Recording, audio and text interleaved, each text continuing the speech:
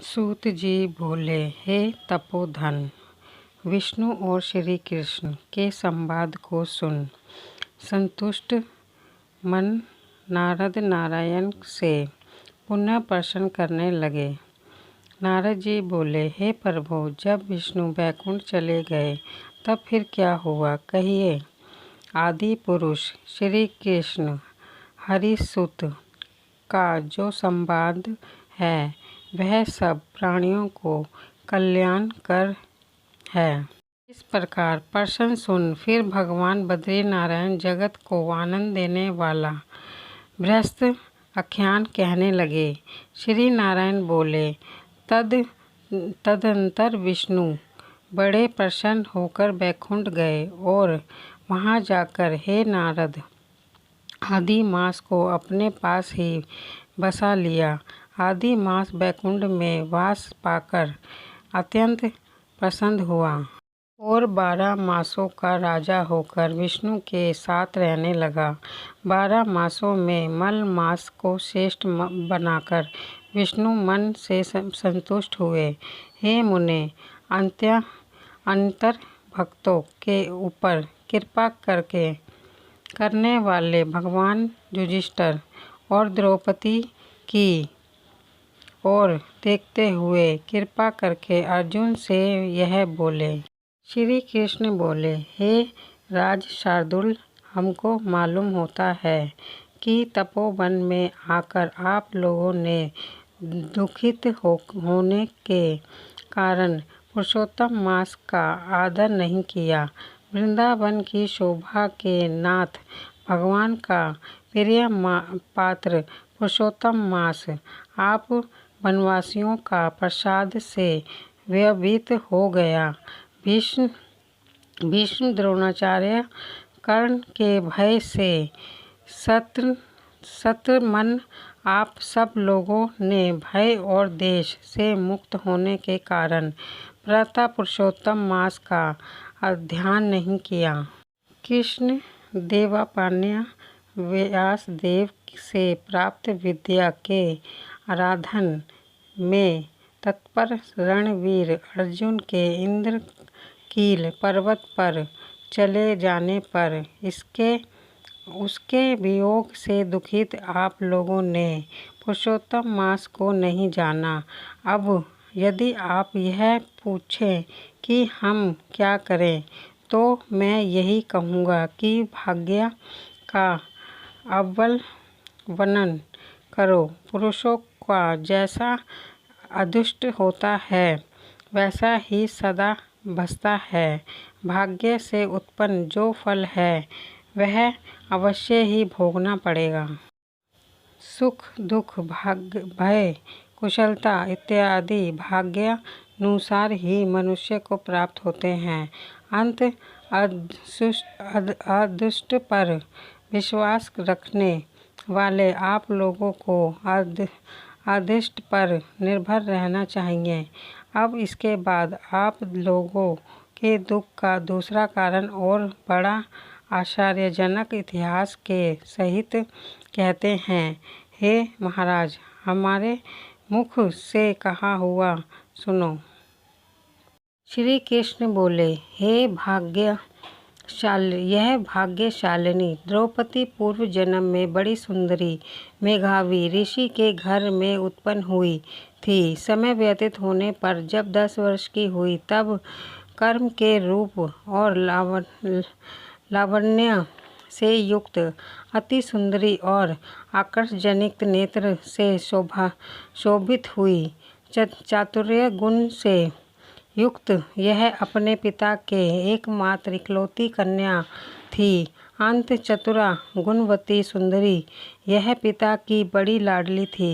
मेघावी ने सदा लड़के की तरह इसे माना, कभी भी अनादर नहीं किया। यह भी साहित्य शास्त्र में पंडिता और नीति शास्त्र में भी प्रवीणा थी। इसकी माता इसकी छोटी अवस्था में ही मर गई थी। पिता ने ही प्रसन्नतापूर्वक पाला पोसा था। पास में रहने वाली अपनी सखी के पुत्र पौत्रादि सुख को देख इसको भी समूह संपन्ना हुई और तब यह सोचने लगी कि हमें भी यह सुख कैसे प्राप्त होगा। गुण और भाग्य का निधि सुख देने वाला पति और सत्पुत्र कैसे होंगे। इस प्रकार मनोरथ विचरती हुई सोचने लगी कि पहले मेरा विवाह उपस्थित था परंतु भाग्य ने बिगाड़ दिया। अब क्या करने से अथवा क्या जानने से, अब किस देवता की आराधना उपासना करने से या किस मुनि के शरण जाने से अथवा किस तीर्थ का आश्रय करने से मेरी मन कामना पूर्ण होगी। मेरा भाग्य कैसे सो गया कि कोई भी पति मुझको वरण नहीं करता है। पंडित भी मेरा पिता मेरे ही दुर्भाग्य से मूर्ख हो गया है। बड़ा आश्चर्य है, विवाह का समय उपस्थित होने पर भी मेरे समान वर को पिता ने नहीं दिया। मैं अपनी सहेलियों के बीच में प्रमुख हूँ परंतु कुमारी होने के कारण पति दुख से पीड़ित हूँ। जैसे मेरी सखियाँ पति सुख को भोगने वाली हैं वैसे मैं नहीं हूँ। मेरी भाग्यवती माता क्यों पहले मर गई।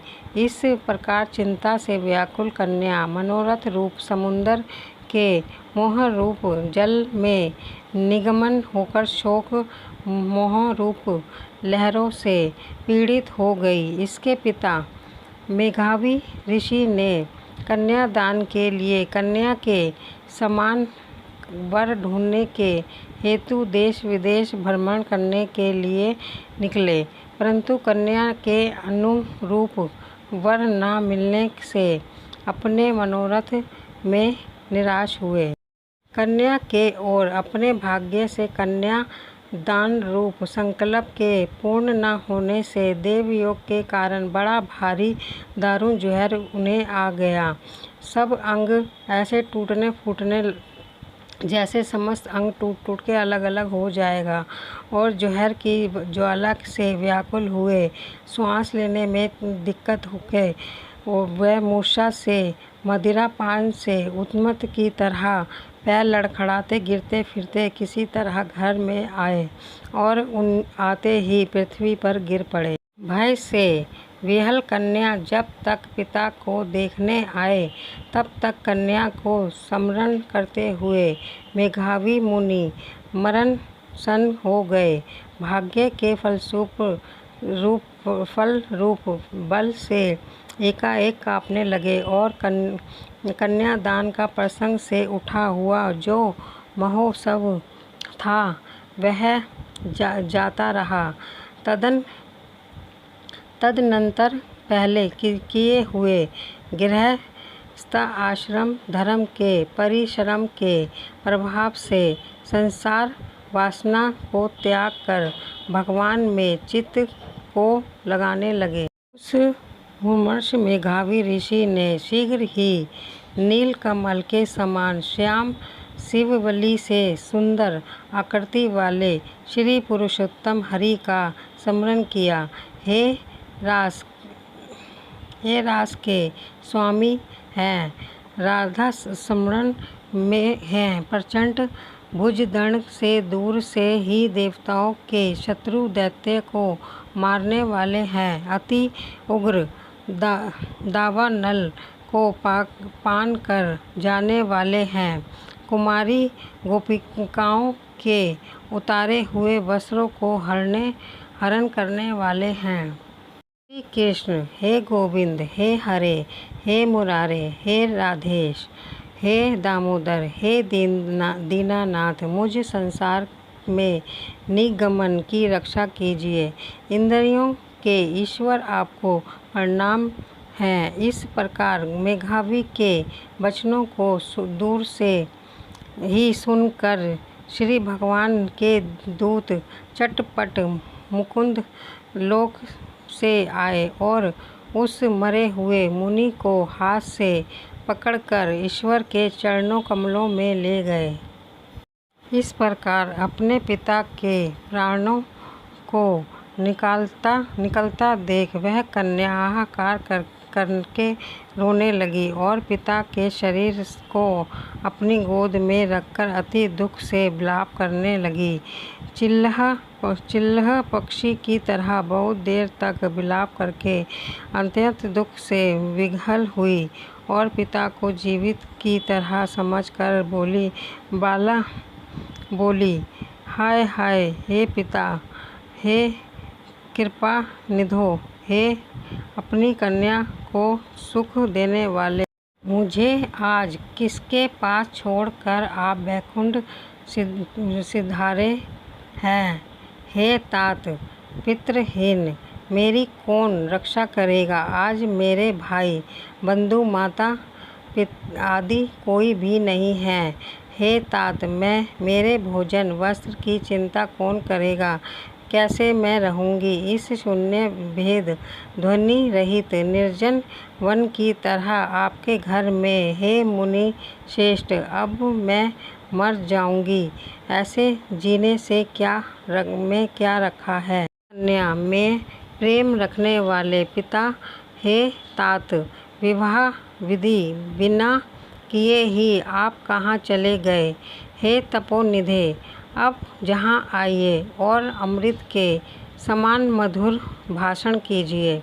क्यों आप चुप हो गए। हे तात, बहुत देर से आप सोए हुए हैं, अब जागिए। ऐसा कहकर आंसू बहाती हुई घड़ी घड़ी कन्या विलाप करने लगी और पिता के मरने से दुखित हुई आर्त्या चिल्लह पक्षी की तरह मुक्त कंठ से रोने लगी। उस लड़की का रोदन सुन उस वन में रहने वाले ब्राह्मण आपस में कहने लगे कि इस तपोवन में अनंत वरुण शब्द से कौन रो रहा है। ऐसा कहकर सब तपस्वी चुप होकर यह मेघावी ऋषि की कन्या का शब्द है, ऐसा निश्चय कर घबराते हुए हाहाकार करते मेघावी के घर में आए और वहां आकर सबने कन्या के गोद में मरे हुए मेघावी ऋषि को देखा और देखकर उस वन में रहने वाले सब मुनियों भी रोने लगे। कन्या की गोद से शव को लेकर शिव मंदिर के पास शमशान पर गए। वहां काष्ठ की चिता लगाकर विधि से अनुष्ठेय कर्म कर उसका दाह किया। दाह के अंतर कन्या को समझाकर सब ऋषि अपने अपने आश्रम चले गए। उधर कन्या भी धैर्य धारण कर यथाशक्ति के लिए द्रव्य खर्च किया। इस प्रकार पिता के मरण क्रिया को करके कन्या की तपोवन में निवास करने लगी और पिता के मरण रूप दुख अग्नि से जली हुई रंभा की तरह व्यास्थित होती हुई वह बछड़े के मर जाने से जैसे गौ चिल्लाती है और खाती नहीं दुर्बल होती है, वैसे ही यह बाला भी दुखित हुई।